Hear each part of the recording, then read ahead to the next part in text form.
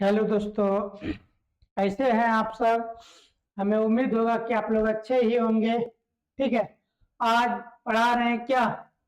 प्रेम आइनी श्री राधिका। प्रेम आइनी श्री राधिका काव्य खंड का चैप्टर नंबर 2 है। काव्य खंड का चैप्टर नंबर 2 है। ठीक है ना। इसमें कौन है? कवि। क्या कवि? परिचय। लेखक कौन है पूछेगा। प्रेम आइनी श्री राधिका। प्रेम आइनी श्री राधिका के लेखक कौन है? रस खान। कौन है लेखक? रस खान। प्रेम आइनी श्री राधिका के लेखक कौन है? रस खान है। कौन है लेखक? रस खान है। प्रेम आइनी श्री राधिका का लेखक कौन है? रस खान। कौन है? रस खान। पूरा नाम क्या है इसका? सैयद इब्राहिम खान। सैयद इब्राहिम खान। पूछेगा रस खान का पूरा नाम क्या है? सैयद इब्राहिम खान। सैयद इब्राहिम खान। रस खान का जन्म, रस खान का जन्म, देखिए यहाँ आ का लगेगा। ठीक है। रस खान का जन्म कब हुआ है? 1548 ईस्वी। कब? 1548 ईस्वी में। पूछेगा रस खान का जन्म कब हुआ है? 1548 ईस्वी में। कहा? एक पठान परिवार में, दिल्ली में हुआ था। पूछेगा क्या कि रस खान का जन्म किस परिवार में हुआ था? तो रस खान का जन्म पठान परिवार में हुआ था। कहा? पठान परिवार में। किस परिवार में हुआ था? पठान परिवार में। और कहां पे? दिल्ली में। रस खान का जन्म कहाँ हुआ था? दिल्ली में। और किस परिवार में हुआ था रस खान का जन्म? पठान परिवार में। किस परिवार में? पठान परिवार में। मृत्यु कब हुआ था? 1628 ईस्वी में। कब? 1628 ईस्वी में। पूछेगा रस खान का मृत्यु कब हुआ था? 1628 ईस्वी में। इनका जन्म किस परिवार में हुआ था? पठान राजवंश में या पठान परिवार में। ठीक है। मुस्लिम धर्म में एक, ठीक है ना, कास्ट होता है। जैसे हिंदू में राजपूत सब होता है, ऊंचे वर्ग के लोग, उसी में होता है पठान। ठीक है ना। तो कहाँ हुआ है जन्म इसका? रस खान का दिल्ली में। कहा में? दिल्ली में। रस खान के जीवन संबंधी में सच सही सूचनाएं प्राप्त नहीं है। बोल रहे क्या कि रस खान का जीवन का जो है ना, सही सूचना परफेक्ट फिक्स पता नहीं है कब उनका जन्म हुआ है। लेकिन प्रेम वाटिका के रचना से, चलिए आगे बढ़ते हैं, ध्यान दीजिएगा। ठीक है।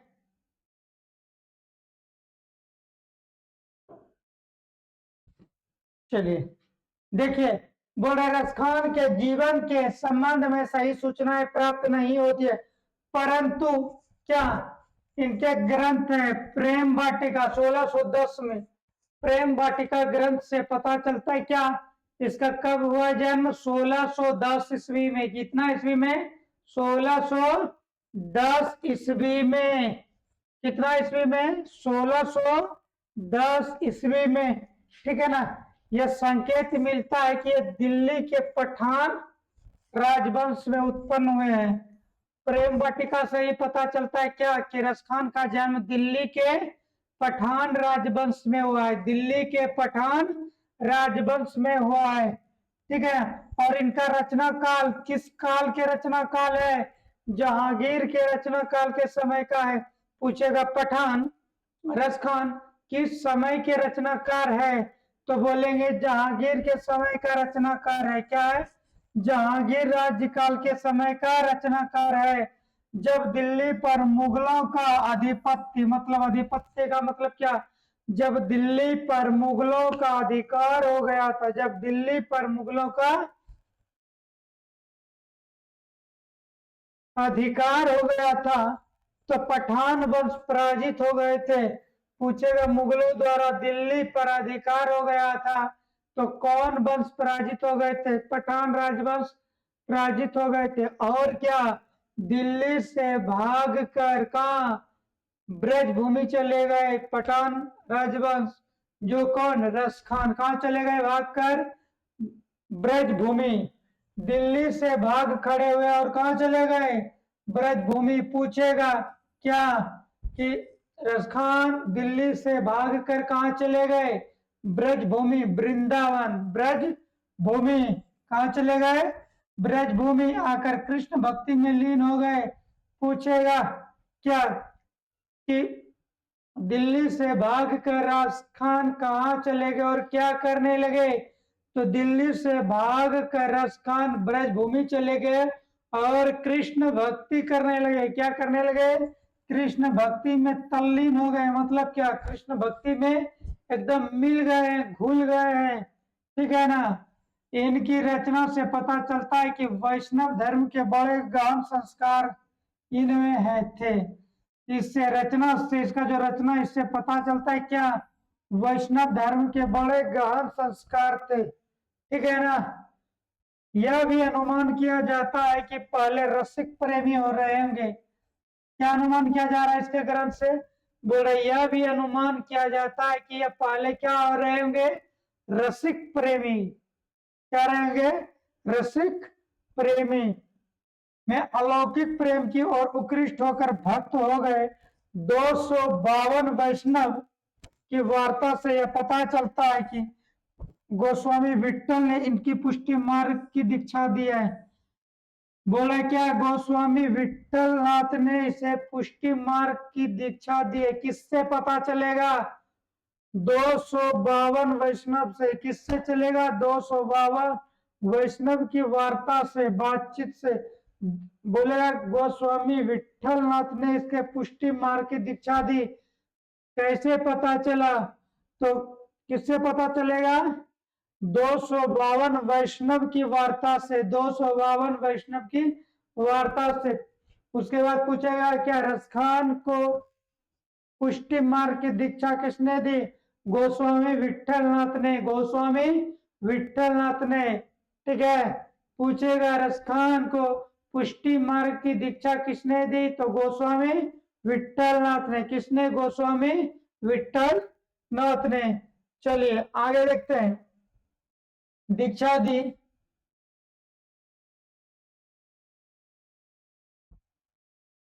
इनके दो ग्रंथ हैं। बोले इनके दो ग्रंथ मिलते, कौन कौन? याद रखिएगा, प्रेम वाटिका। कौन? प्रेम वाटिका। दूसरा सुजान रस खान। इसका दो ही ग्रंथ का नाम याद रखना है। कौन? प्रेम वाटिका और सुजान रस खान। प्रेम वाटिका और सुजान रस खान। प्रेम वाटिका और सुजान रस खान। इनकी रचना मुग्ध होकर भारतेंदु हरिश्चंद्र बोल रहे इसका जो रचना है ना, ये जो लिखा है ना, इससे बहुत ज्यादा खुश हो गए। कौन? भारतेंदु हरिश्चंद्र। भारतेंदु हरिश्चंद्र। भारतेंदु हरिश्चंद्र ने कहा है इन मुसलमानों पर हरिजन पे कोटि हिंदू वारियों। पूछेगा कि इन मुसलमान परिजन, दो को लग गया है, परिजन। ठीक है? पे कोटि हिंदू वारियों किसने कहा है? बोलिए। भारतेंदु हरिश्चंद्र ने। भारतेंदु हरिश्चंद्र ने इन मुसलमान परिजन पे कोटि हिंदू भाइयों किसने कहा है? भारतेंदु हरिश्चंद्र ने। भारतेंदु हरिश्चंद्र। भारतेंदु हरिश्चंद्र ने रसखान के बारे में क्या कहा? इन परिजनों पर कोटि हिंदू भाइयों, इन मुसलमान परिजनों पर कोटि हिंदू भाइयों। बोल रहा ऐसे मुस्लिम पर 100 हिंदू कुर्बान। ठीक है ना? मतलब क्या? उनके बराबर है। तो रसखान किसके प्रेमी है? श्री कृष्ण के। उसे पुष्टि मार्ग की दीक्षा किसने दिया? गोस्वामी विट्ठलनाथ ने। इस इन मुसलमानों पर कोटि हिंदू वारियों किसने कहा है? भारतेंदु हरिश्चंद्र ने। भारतेंदु हरिश्चंद्र ने। इनका परिचय यहीं तक था। अब इसका आगे पढ़ते हैं पार्ट में। ठीक है? किन्हीं को दिक्कत? चलिए अब देखते हैं आगे।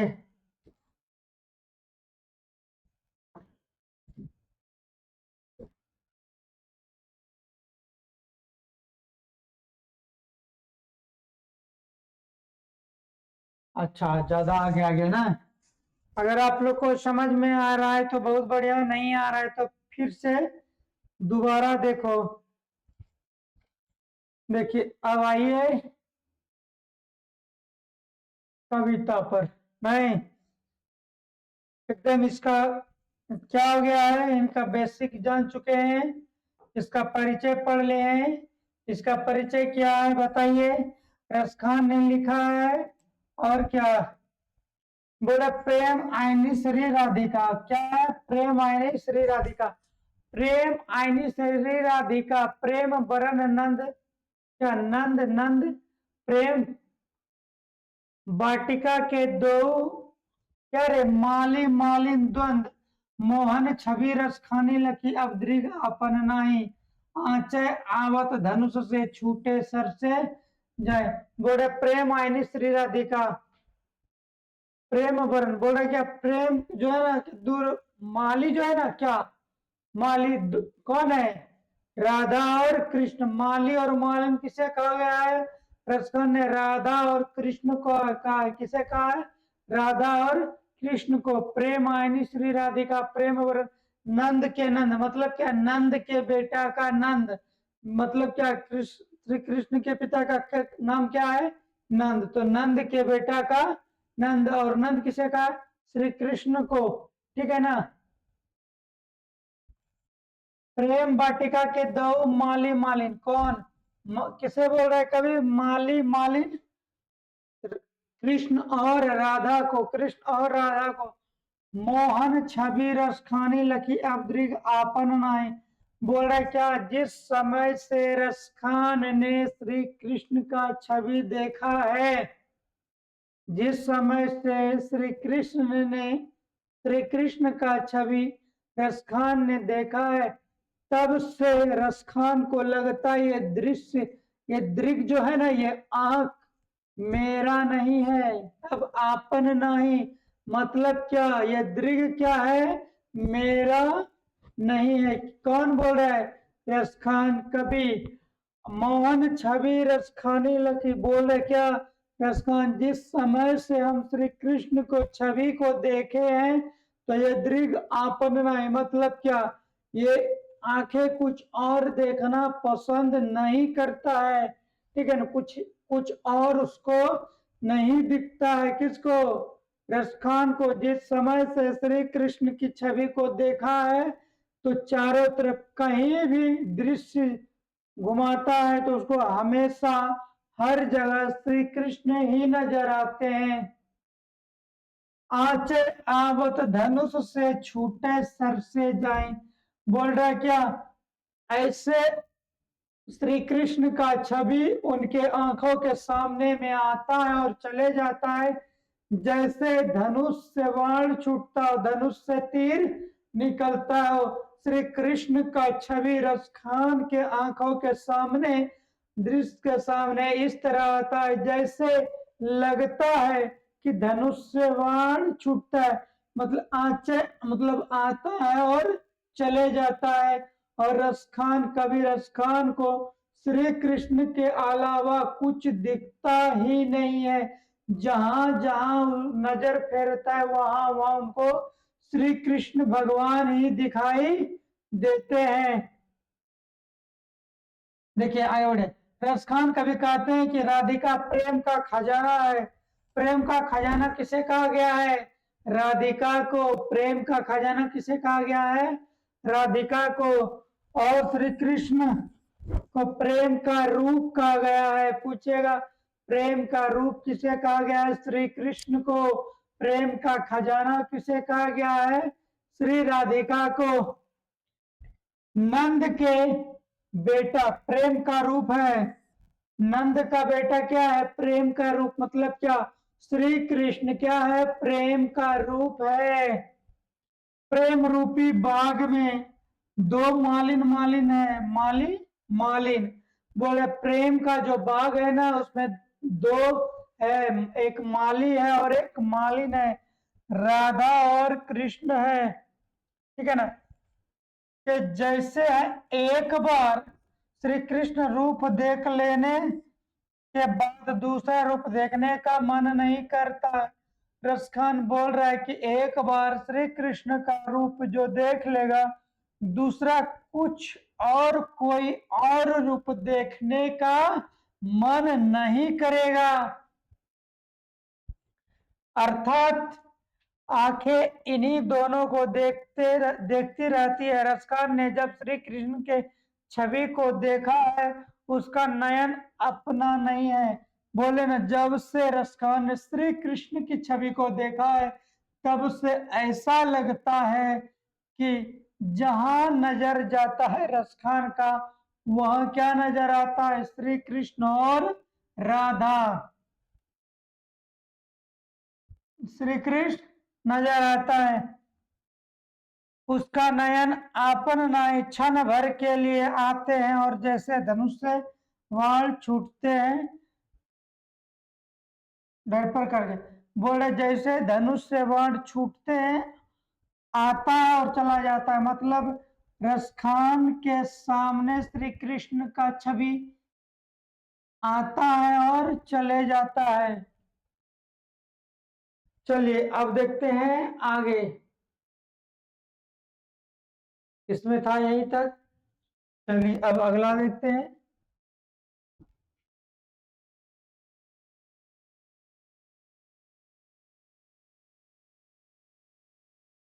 चलिए, मोमन। मोमन का मतलब क्या? मेरा मन। मेरा मन। मनिक ले। मनिक कौन? श्री कृष्ण। कौन? श्री कृष्ण भगवान। ले गए चित चोर नंद के नंद। बोले मेरा, मेरा मन मनिक ले गए। बोले मेरा मन ना लेके चला गया है। कौन? नंद के नंद। मतलब क्या? नंद बाबा का बेटा नंद। कौन? किसको बोल रहा है? कभी नंद के नंद बता रहा है श्री कृष्ण को। किसको बता रहे हैं? श्री कृष्ण को। नंद के नंद कृष्ण को बोल रहे क्या? मोह मन ले गयो। मोह मन ले गयो चित चोर। चित चोर किसे कहा गया है? श्री कृष्ण भगवान को। नंद के नंद बोले मेरा मन जो है ना लेते गया है। कौन? श्री कृष्ण। अब बेमन का करूं। बोले अब तो हम ना बिना मन का हो गए। क्या हो गए? अब बिना मन का। मेरे अंदर ना मन नहीं है। अब क्या नहीं है? मन। अब बेमन मैं क्या करूं? अब मुझे ना मन नहीं लग रहा है। हम क्या करें? अब हमें मन नहीं लग रहा है। हमें बेचैनी हो रहा है। हम क्या करें? मेरा मन तो श्री कृष्ण लेके चला गया। अब मैं बिना मन का क्या करूं? परे फेर के हम फेरे में पड़ गए। अब बिना हमें क्या है? मैं बेमन हो गया हूं। अब मैं क्या हो गया हूं? फेर में फंस गया हूं। ठीक है ना? बे अब क्या करूं? मैं तो बेमन हो गया हूं ना, क्योंकि मेरा मन कौन लेके चला गया है? श्री कृष्ण। कौन लेके चला गया? श्री कृष्ण। मैं परे फेर के फंद, मैं ना फेरा में पड़ गया हूं, उलझ सा गया हूं। अब मुझे कुछ समझ में नहीं आ रहा है, मैं आखिर करूं तो करूं क्या? ठीक है। प्रीतम नंद किशोर जा दिन ते नैनी लगे। जिस दिन से श्री कृष्ण को देखा है, जिस दिन से श्री कृष्ण से प्रीत लगा है, ठीक है, जिस दिन से श्री कृष्ण से प्रीत लगा है, जा दिन ते नैनी लगे, मन पावन चित चोर पलक ओट नहीं कर सके। जिस दिन से मैंने श्री कृष्ण को देखा है, उस दिन से मैं ना आंखों को झप्पी नहीं मार सक रहा हूं। ठीक है। मन पावन चित चोर। कौन? इसका मन जो है ना श्री कृष्ण क्या हो गया है? चुरा लिए हैं। पलक ओट नहीं कर सके। बोले ना पलक जो है ना आंखों का झपका नहीं सकता है। श्री कृष्ण के यादों में, बातों में इस तरह उलझ गया है और बिना मन का हो गया है। क्या हो गया है? बिना मन का। मोह मन मनिक ले गए चित चोर। नंद नंद। ठीक है, अब बेमन मैं का करूं परी फेर के फूं। बोले अब तो फेरों भी फंस गए हैं। ठीक है, अब क्या करूं। प्रीतम नंद किशोर जा दिन ते नैनी लगे। बोले जिस दिन से श्री कृष्ण से प्रेम हो गया है ना, ठीक है ना, नैन लड़ गया है, श्री कृष्ण को जिस दिन से देखा है उस दिन से श्री कृष्ण से प्रेम हो गया है। बोले मन पावन चित चोर, मन पावन चित चोर, पलक ओट नहीं कर सके। बोले पलक झपका नहीं पा रहे हैं। कौन बता रहे हैं? ऋषि खान। मेरे मन को श्री कृष्ण ने चुरा लिया है। क्या कर लिया मेरे मन को? श्री कृष्ण ने चुरा लिया है, जिसके कारण अब बेमन हो गया हूं। तेरा मन इच्छा रहित हो गया। बोला क्या? मन इच्छा रहित हो गया। इच्छा रहित का मतलब क्या? अब किसी और से उम्मीद नहीं करना, किसी चीज का उम्मीद नहीं करना। श्री कृष्ण के छवि को देखा है, उनसे प्रेम हो गया है, उसका मन क्या हो गया? इच्छा रहित। अब उनके अलावा किसी और को देखने का मन ही नहीं कर रहा है, इच्छा रहित हो गया है मन। श्री कृष्ण के प्रेम के जाल में बुरी तरह फंस गया हूं। क्या हो गया? अरे हम, ठीक है ना, बता रहे रस खान क्या कि मैं श्री कृष्ण के प्रेम में बुरी तरह, मतलब क्या, पूरी तरह से फंस गया हूं। इस जंजाल, श्री कृष्ण के प्रेम से बाहर निकलने का कोई रास्ता ही नहीं दिख रहा है। अपनी व्यवस्था प्रकट करते हुए जिस दिन से मैंने प्रेमी श्री कृष्ण को देखा है, उसने मेरा मन चुरा लिया है। हर पल श्री कृष्ण एवं राधा की सुंदरता को बिना पलक झपकाए देखते रहते हैं। बोले जिस दिन से श्री कृष्ण को देखा है, राधा को देखा, उस दिन से बिना पलक झपकाए हर पल हर क्षण श्री कृष्ण और राधा को देखने का मन कर रहा है। चलिए अब आगे बढ़ते हैं।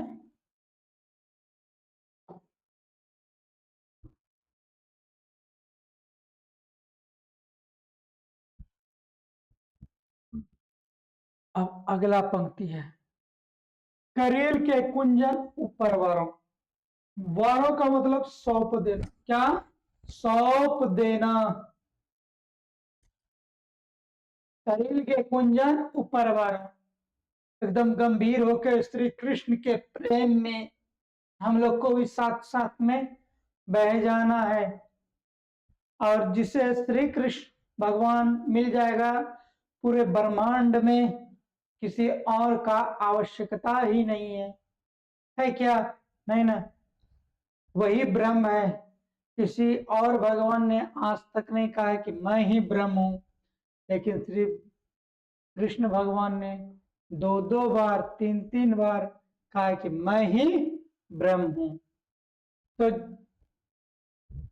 वो सोच लीजिए कितने खुश नसीब होंगे, ठीक है ना, कितने बड़े पुण्य का भागी होंगे जो श्री कृष्ण के प्रेम में पड़ा है।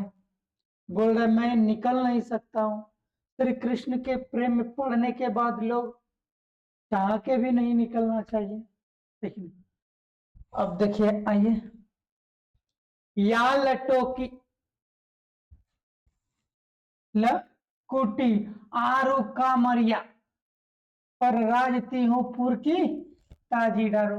बोले श्री कृष्ण भगवान का अगर हमें लाठी मिल जाए, लाठी मिल जाए, और क्या, कांवरिया कम्बल मिल जाए, तो मैं तीनों तीहूपुर की ताजी डालू, मतलब क्या, छोड़ दूंगा, त्याग दूंगा।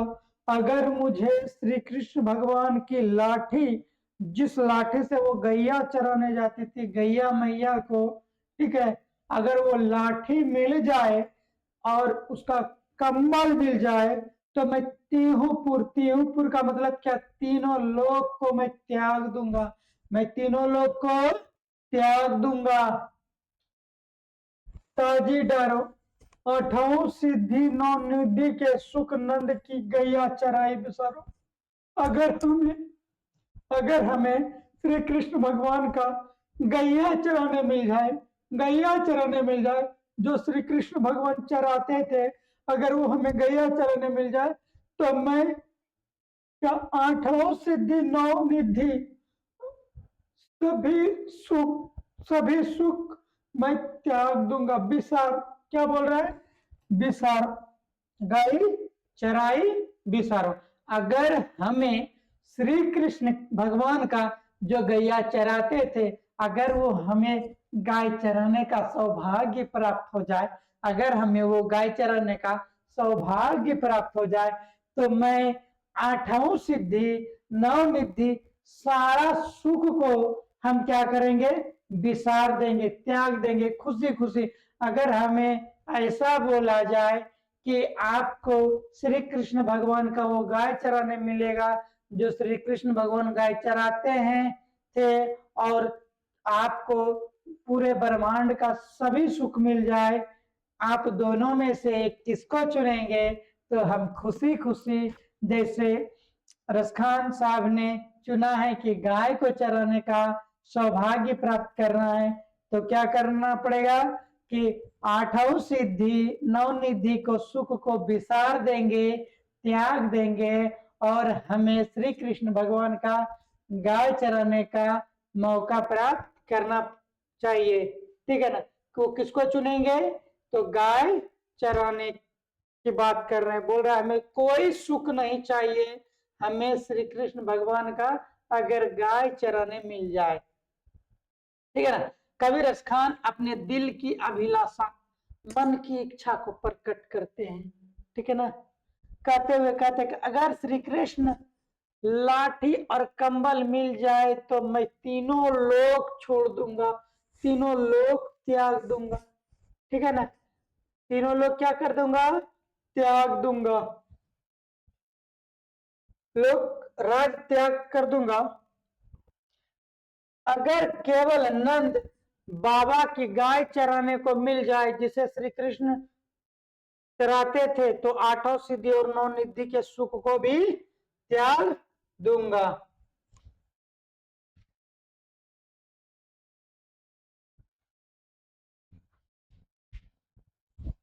ठीक है, चलिए आगे बढ़ते हैं।